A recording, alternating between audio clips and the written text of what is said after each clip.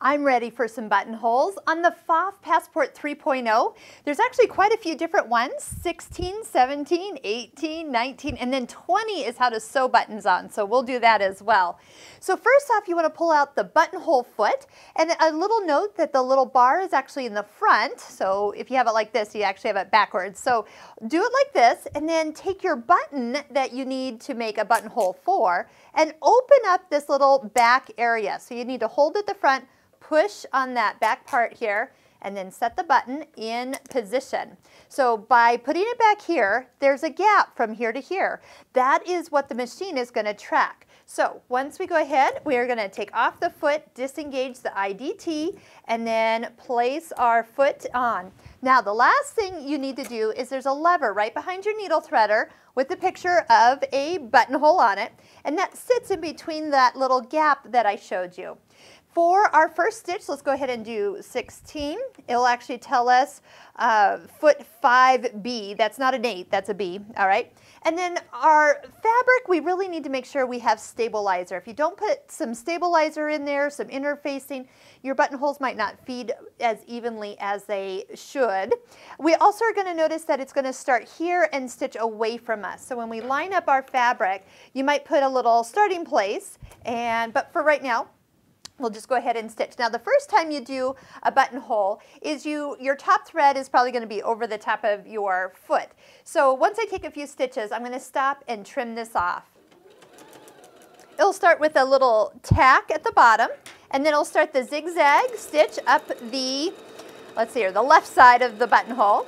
And then you'll notice that this part here touches that back little lever, and that's what tells the machine to turn around and come back down the side, and then it'll start the zigzag up the right side.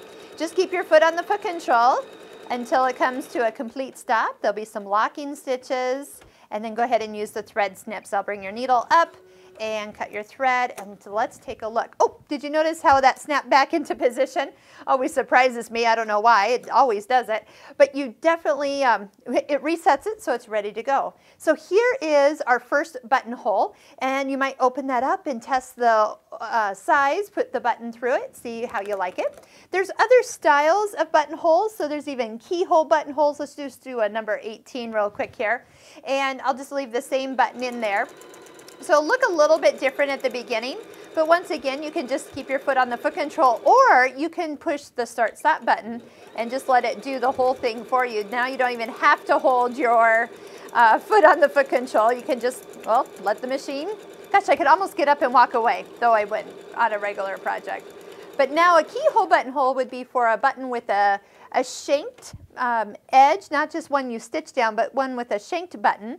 Then that way it would actually have room for all the that thickness to actually sit in, kind of like how a coat button would actually be. So take the time to stitch out all the buttonholes. They really do look a little bit different. Nice that you can set the size based on the button you put in the back of the foot. When you're done, you do want to go ahead and slide that all the way up, push down on the button, whole foot, and then sometimes if I have a spare button, I'll store this away like this, so just in case I need a little reminder for next time that this is where my button goes. That's not a bad idea. You know, the only other thing I might do, and actually it doesn't look too bad, but I like to actually reduce my top tension from 4 to 3, and that way those stitches will pull a little bit more to the back, make them look a little bit more rounded as you stitch them.